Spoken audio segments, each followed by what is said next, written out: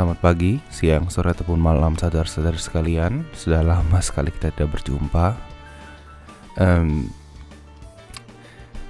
Sebenarnya di beberapa bulan saya vakum ini, saya tidak sepenuhnya off dalam hal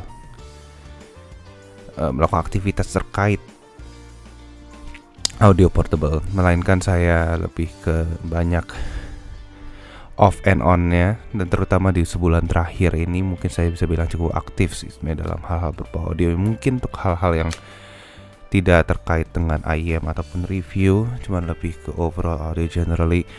Ada yang bisa dibilang sebuah project kecil besar yang sedang dikerjakan sekarang, yang mungkin kita akan bahas nanti kapan-kapan ketika sudah cukup jelas projectnya apa.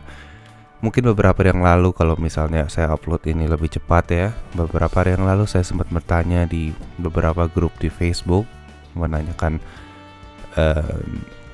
video apa sih yang cocok untuk diupload pertama kali saat comeback ya. Ada beberapa yang memberikan jawaban yang berbeda-beda. Sebab opsi cuma 3. Yang pertama adalah impresi akan semua headphone dan IEM. Bukan semua sih, beberapa headphone dan IEM. Tentu saya tidak bisa semua. Beberapa headphone dan IEM yang bermunculan pada saat saya sedang vakum. Yang kedua adalah video edukasi tentang yang berkaitan dengan audio file. Yang ketiga adalah video tentang modding headphone. Dan uniknya adalah ketiga grup itu menjawab pertanyaan itu dengan 3 cara yang berbeda. Salah satunya jawab A, salah satunya lagi jawab B, dan yang terakhir jawab C. Maka pada akhirnya saya decide untuk buat 3-tiganya saja dan berurutan A, B, dan C. Nah, untuk yang pertama ini saya akan melakukan impresi singkat terhadap IEM, beberapa IEM yang bukan semua IEM dan headphone yang bermunculan di masa-masa saya sedang vakum. Tidak semua IEM dan headphone yang saya akan impresikan saya taruh di video ini. Mungkin nanti ada part 2-nya kalau nggak ada video terlalu panjang. Tapi ya intinya itu. Saya tidak punya barangnya di sini, tapi karena ini sifatnya impresi, mungkin bisa dibutuhkan sedikit scrutiny lah, lebih tinggi daripada review ya, karena saya tidak memiliki waktu yang cukup banyak dengan IEM ini atau headphone ini ya.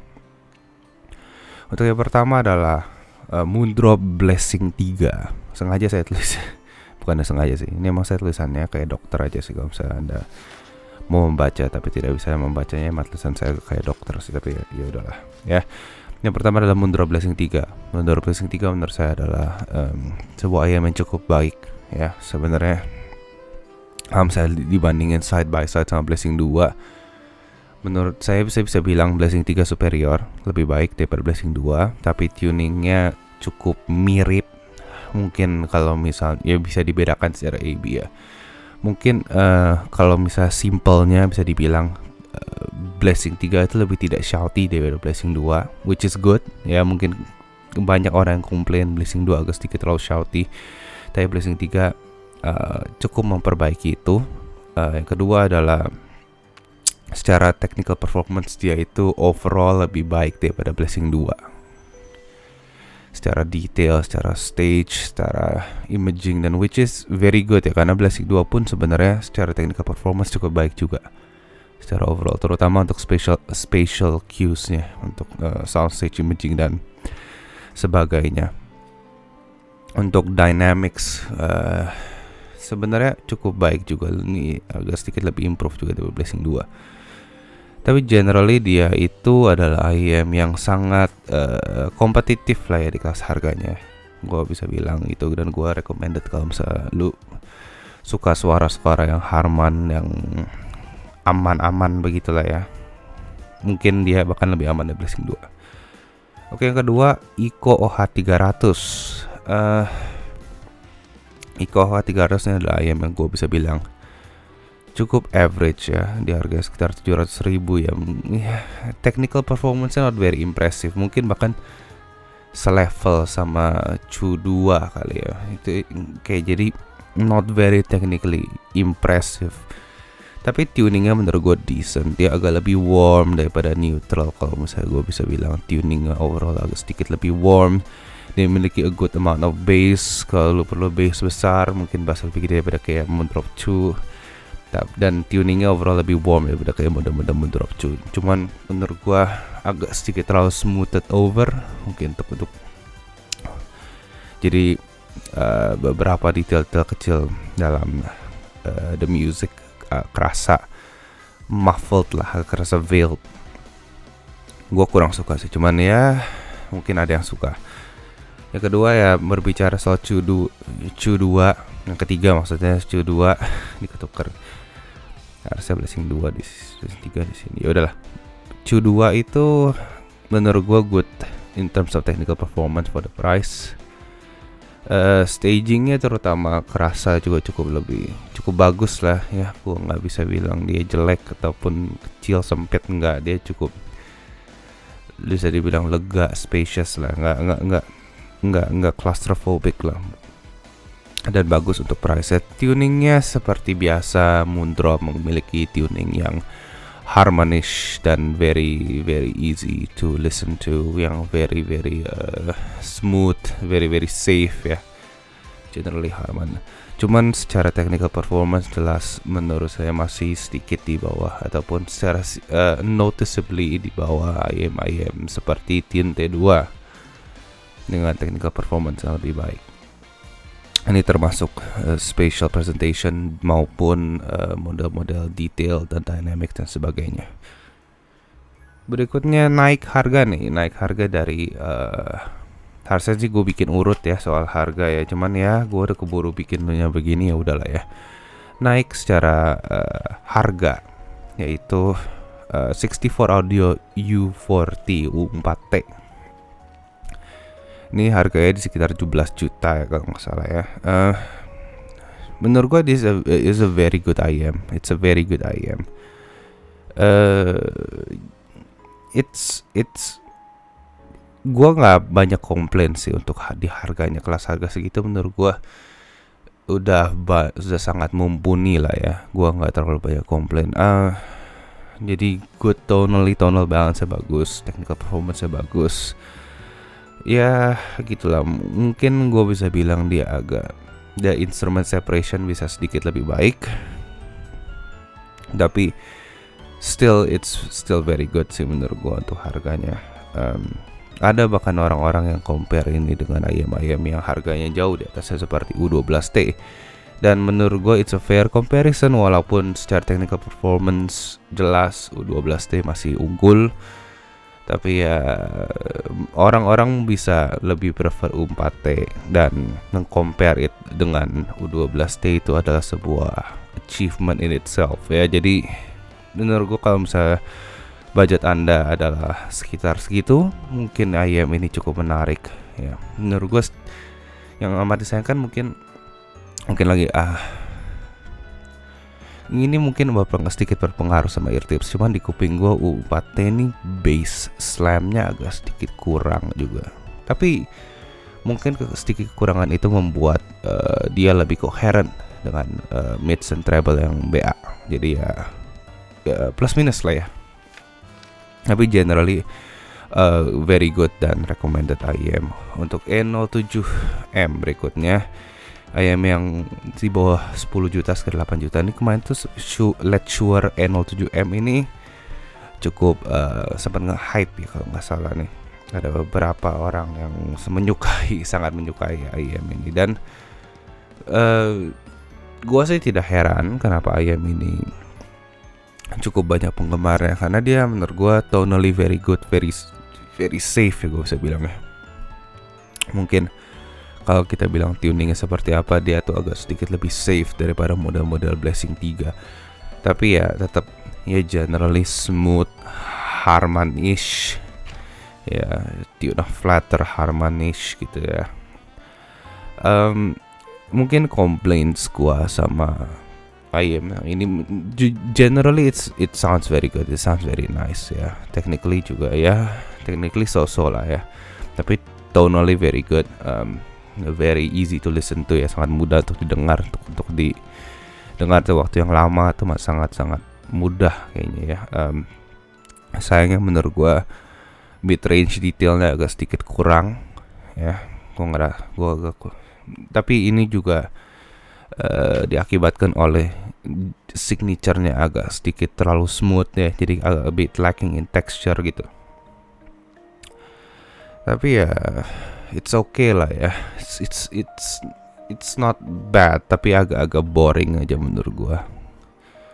Berikutnya ini berpindah sedikit sebentar melipir ke headphone Sony MV1, Sony MDR MV1 kalau nggak salah nama lengkapnya ya. Headphone ini di harga sekitar 6 jutaan menurut gua adalah sebuah headphone yang agak-agak gua bingung juga untuk merekomendasikan atau tidak. Secara build quality kelihatannya biasa aja kalau lu pegang, nggak ngerasa kayak wow, oh my god ini barang mahal, gue cokot-cokot gitu, nggak.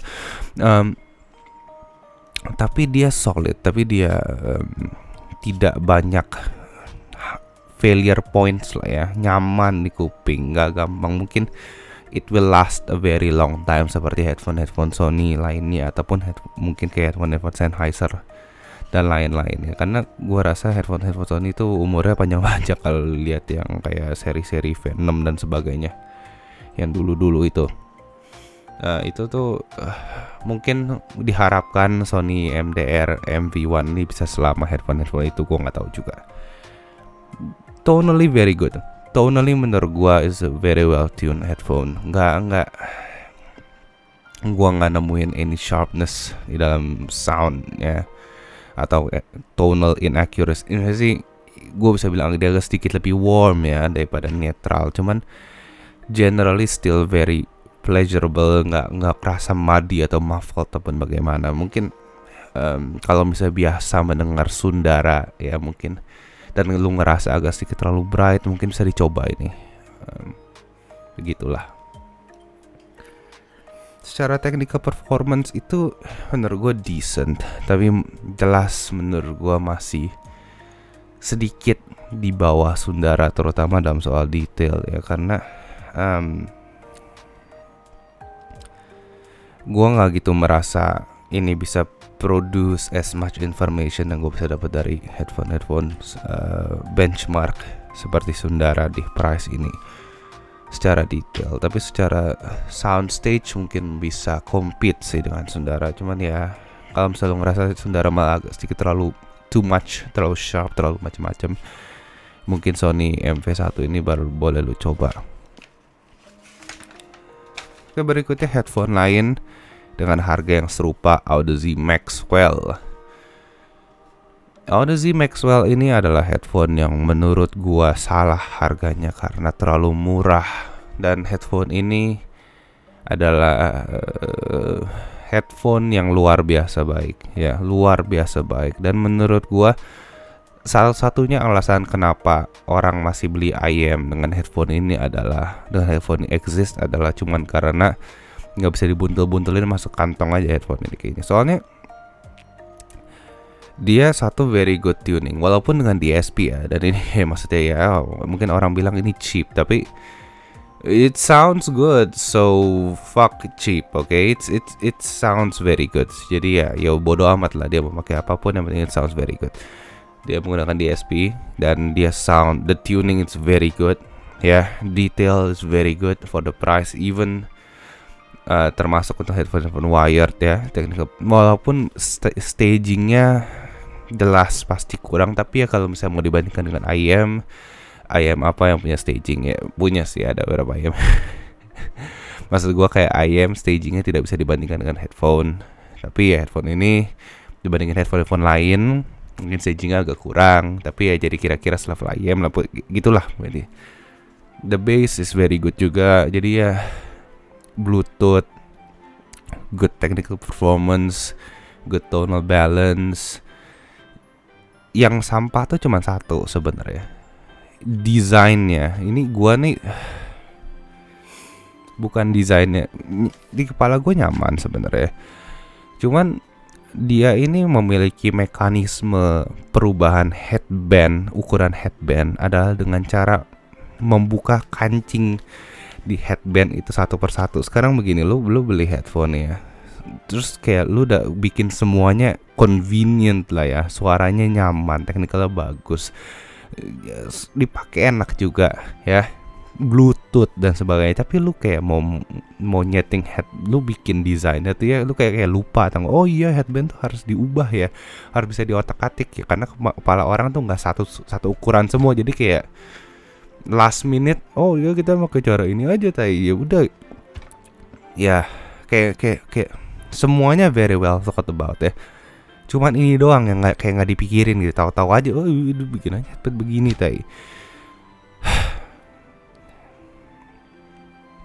ya udah pokoknya kayak semuanya bagus, semuanya oke, kecuali Ono ya headband. Tapi again, kalau soal Audeze, gua nggak tahu seberapa kuat drivernya satu ya, karena tapi ya Audeze yang sekarang sih jauh lebih baik. Dan dua, untuk headphone Audeze, gua sempet merasakan beberapa kali headband yang nge-crack ya, dan terutama headphone yang baru, tanda kutip eksperimental, nggak eksperimental juga sih, Audeze sempat ngeluarin beberapa headphone Bluetooth juga, cuman mungkin di desainnya agak sedikit berbeda. Ini mungkin ada failure point yang kita tidak ketahui.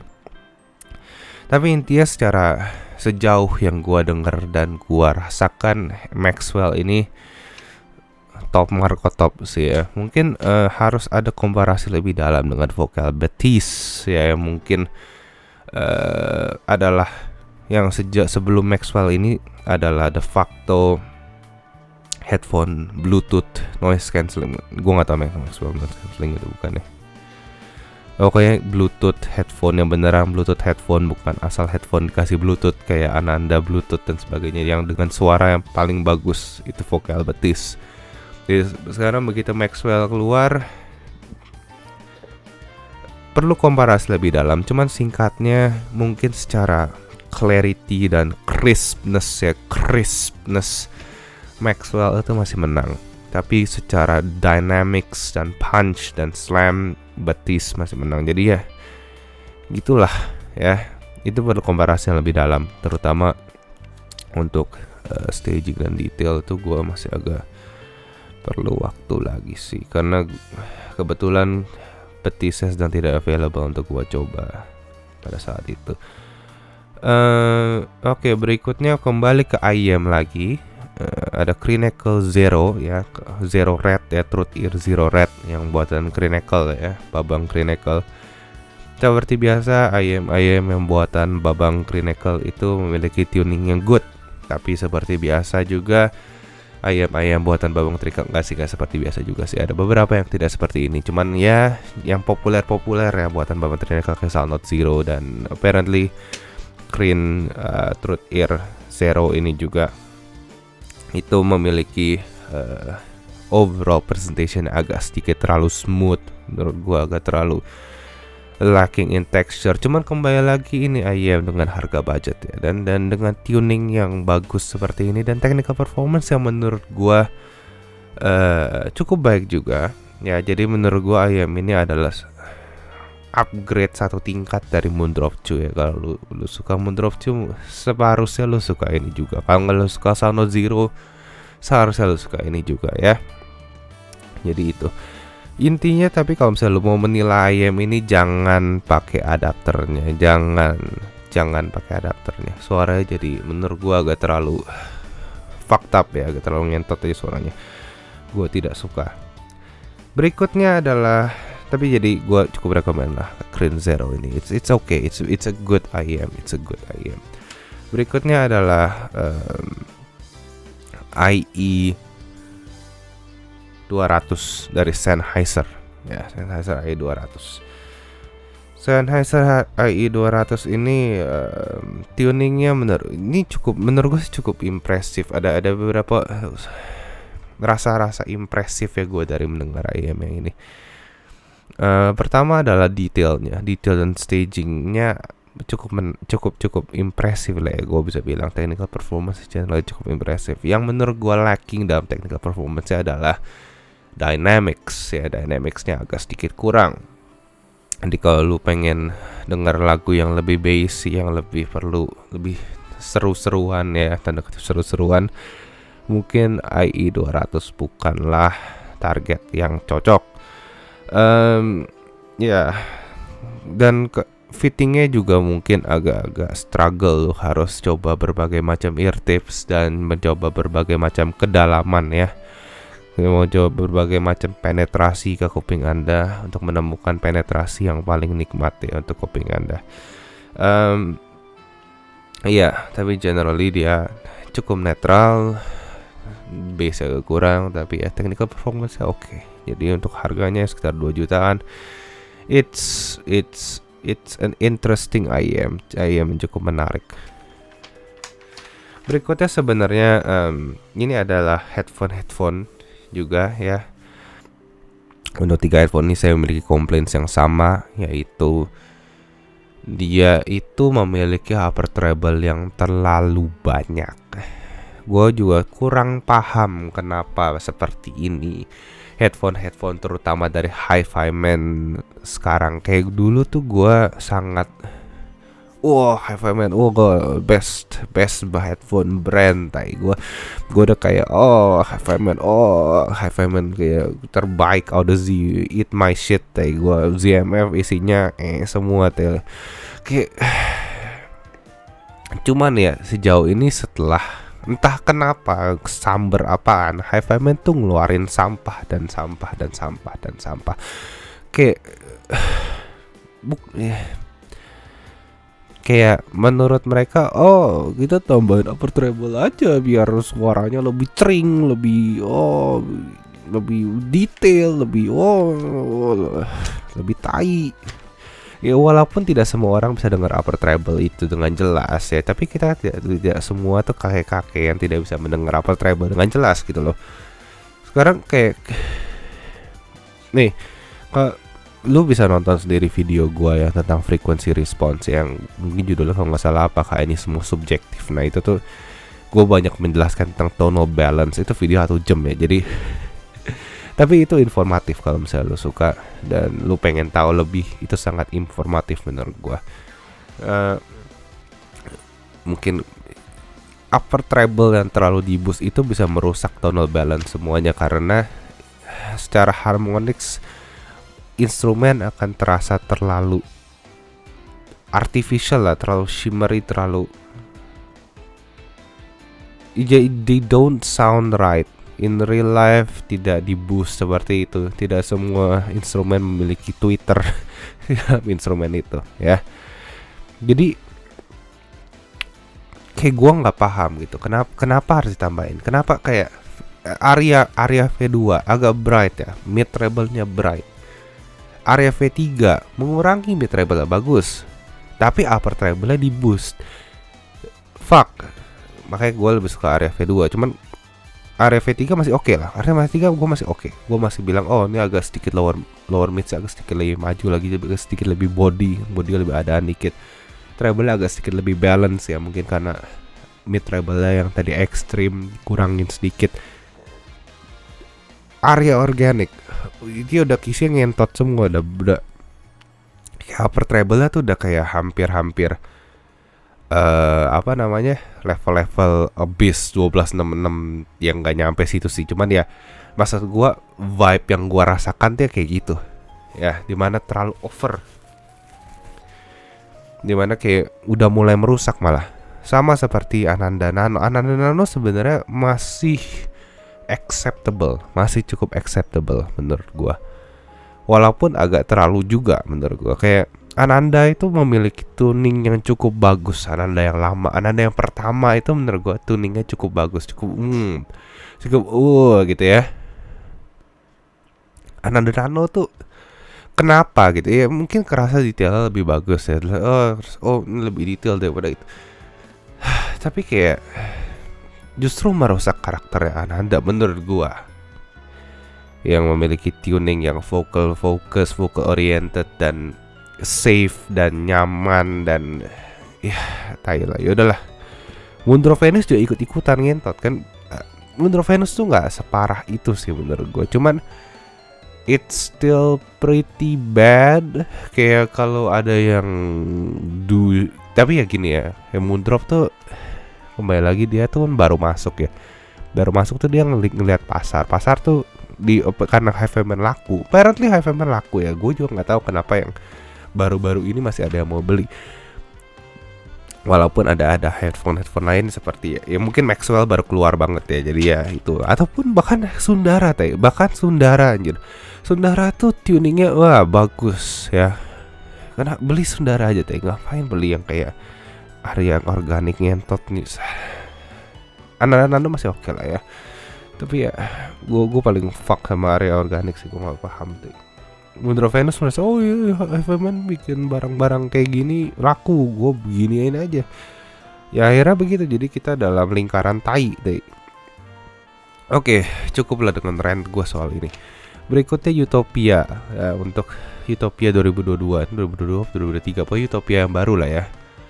Good, sama kayak Utopia yang lama, cuman sedikit lebih warm. Tapi ya generally still good. Dan sayangnya masih sedikit picky seperti Utopia yang lama. Menurut gue tone balance-nya agak off, tapi masih good, generally masih good. Utopia dan headphone lain seperti H800 dan sebagainya itu menunjukkan peak dari dynamic driver dan kemampuan dynamic driver dalam sebuah headphone. Sayangnya sampai sekarang pun dynamic driver belum bisa menyaingi, terutama dalam kondisi detail dan instrument separation untuk headphone super high end planar seperti itu sayangnya. Tapi ya tetap aja menurut gue Utopia 2022 tuh memiliki spot di market untuk sebuah headphone yang sangat detail. Ya nggak detail banget sih, cuman ya cukup detail dengan dynamics yang luar biasa. Mungkin ya the best at any price, the best dynamics at any price, dan tone balance yang generally masih oke, walaupun agak sedikit picky. Untuk berikutnya ZMF Caldera ini gue sebenarnya udah dengar ZMF Caldera tuh dari sebelum gue vakum ya. Ini gue inget pertama kali pas di BTM baru memasukkan ZMF Caldera ya, gue pas datang di situ juga dan gue pas mencoba dan hasilnya what the fuck is this headphone, this is fucking fantastic deh. Kayak maksudnya dia ZMF tuh kritik gue terhadap ZMF selama beberapa dari dulu sampai sekarang ya, kecuali Caldera ya, dia tuh memiliki tuningnya cukup pleasant. Gak semuanya pleasant ya, ada kayak ngentot kayak Econ gitu ya, yang not very pleasant at all. Cuman generally tuningnya warm, safe ya, nyaman gitu ya, nggak bikin pusing. Tapi sayangnya dengan tuning itu tidak didukung oleh technical performance yang bagus ya. Hence karena gua berbeda dari JE yang mementingkan technical performance dan tone balance untuk diri gua sendiri, generally headphone ZMF tuh gua kurang ngerasa wow ya, kecuali mungkin Outer dan Aeolus lah, cuma dua itu doang gua cukup oke. Secara technical performance mereka juga tetap kurang sih, cuman ya masih oke lah ya. Secara overall headphone mereka punya niche lah di dalam marketnya mereka. Dan ZMF Caldera ini membawa tuning ZMF dengan technical performance headphone seperti LCD 5 gitu. Jadi kayak wow fucking wow aja. Mungkin secara purely technical performance masih agak sedikit kalah sama Susvara ya. Cuman mungkin tapi secara dynamics jelas Caldera unggul sih. Cuman ya, yang lain-lainnya mungkin Susvara agak sedikit lebih baik. Tapi kalau Anda merasa Susvara agak sedikit terlalu bright, gue merasa Susvara agak sedikit terlalu bright ya. Mungkin perfectly mungkin energi yang gue perlu, yang gue suka di treble itu mungkin dalam range Sundara kali ya. Gue ngerasa Susvara atau agak sedikit terlalu too much. Caldera ini adalah pilihan yang gue bisa bilang cukup menarik walaupun dia tidak semudah itu untuk di EQ seperti Audi LCD5, karena di Audi LCD5 tuh kesalahannya itu cukup jelas, yaitu kekurangan treble energy overall. Sedangkan di sini kalau misalnya lo pengen nge-tune, mungkin frequency response dia tidak se-flat LCD5. Jadi agak sedikit lebih challenge ya untuk mau nge-EQ headphone ini.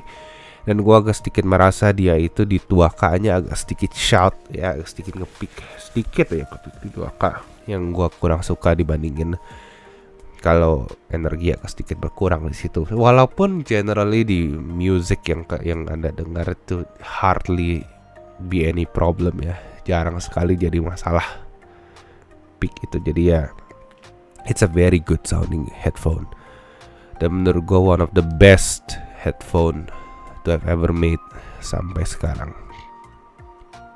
Dan dia nggak pilih-pilih source juga ya, bukan nggak pilih-pilih source, but dia ada scalability ya. Cuman lu generally ya terjelek dia juga terbagus, nah itu loh maksud gue. Oke, itulah untuk video A gua. Berikutnya gua akan mungkin sedikit bahas tentang terms dalam audio. Cuman gue jujur gue masih gak tahu topik apa yang pengen gue bahas. Ada beberapa yang dalam kepikiran. Atau ketiga mungkin filosofi dasar, teknik dasar untuk modding headphone yang menurut gue cukup penting untuk diketahui dan dipelajari. Oke, that's it for the video sekarang. See you next time, Godspeed.